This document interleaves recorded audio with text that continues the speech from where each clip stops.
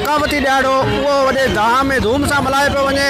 इस्लाम कोट आहे, मिठी आहे, नंगर, छाछरो, डीपलो, डानू आहे, चेलार आहे, इन्हनि समूरनि शहरनि में जेका रैलियूं कढियूं पियूं वञनि। कारूंजर जेका जबल आहे उनखे बचाइण जे लाइ हिकिड़ी जेका जागृता मुहिम जेका शुरू कई हुई अवामी आवाज़ तरफ़ां, उते जेका कारूंजर में जेका उते बि नगर पार्कर में रैली कढी पई वञे ऐं समूरनि शहर में जेका रैलियूं आहिनि उहो रवां दवा आहिनि। हिन वक़्तु जेका इस्लाम कोट प्रेस क्लब खां जेका मुख्य रैली निकिती आहे उहा मुख़्तलिफ़ रूटनि खां थींदे जेका अॻिते वधी रही आहे। उन में सियासी समाजी अॻवान जेके मौजूदु आहिनि, असां उन्हनि सां ॻाल्हि ॿोल कंदासीं त उहो अवामी आवाज़ मीडिया ग्रुप तरफ़ां जेको अचो त सिंध ऐं सिंध जी तारीख़ी जेका माग आहिनि उहो बचाइण जो स्लोगन आहे, उनखे हू कीअं था ॾिसनि। अवामी आवाज़ टीवी जो जेको स्लोगन आहे अचो त सिंध जा तारीख़ी माग बचायूं। अॻे इनफरादी तौर ते असां धरती सां मोहबत जो इज़हार कंदा हुआसीं।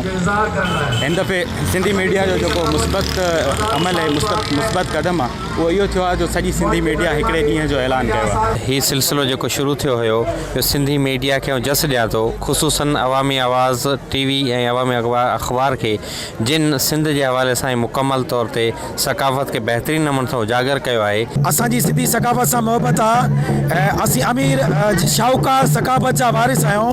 ही सिंध असांजी धरती आहे, ही जीजल असांजी धरती आहे ऐं हिन जा सबूत जेके हिन जी वारसी कंदा इहो साबित कंदा त हिकु सिंध हिकु सकाफ़त। ख़ुशाईंदा ॻाल्हि आहे त सिंधी जिते बि आहिनि, जिते बि रहनि था, उते पंहिंजे ॾींहं जो करे मल्हाइण, पंहिंजी ॿोली जो ॾींहुं करे मल्हाइण यकीन हिनखे ख़ुशी खां घटि न आहे। असां जस पेश कयूं था सॼी सिंधी मीडिया ग्रुप खे, जंहिं पूरी आवाम खे जे अंदरि हिकिड़ो हौसलो बख़्शियो आहे ऐं हिकिड़ी नई ईद उन्हनि खे अता कई आहे। सिंध ॾियारो मल्हाइण इहो तमामु सुठी ॻाल्हि आहे। 5000 साल पुराणी असांजी सकाफ़त आहे, इनखे असां वधाईंदासूं, घटाईंदासूं। साईं सदाई करी मथे सिंध सुकार, दोस्त तो दिलदार आलिम सब आबाद करी।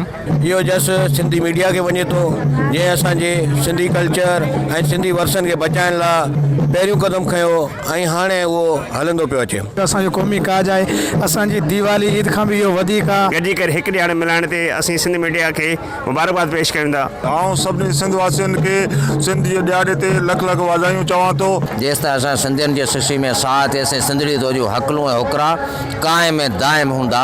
सभु सिंधी जेके आहिनि हिकु प्लेटफॉर्म ते गॾु थिया आहिनि, उनखे ॾाढो ज़बरदस्त इंजॉय कनि पिया, उनखे सकाफ़त पंहिंजी उजागर कनि पिया। स्पेशली अवामी आवाज़ जा शुक्रगुज़ार आहियूं जंहिं हिन पंहिंजी पुराणी तहज़ीब खे उजागर कयो ऐं पुराणी असांजी जेका सकाफ़त आहे उनखे उजागर कयो आहे। रैली आहे उहो वॾे जोश ऐं जज़्बे सां जेको हिन वक़्तु पंहिंजी पुॼाणे ते पहुची चुकी आहे। गाज़ी बजीर, अवामी आवाज़ टीवी न्यूज़, इस्लाम कोट। विज़िट कयो अवामी आवाज़ मीडिया ग्रुप जी वेबसाइट awamiawaz.pk।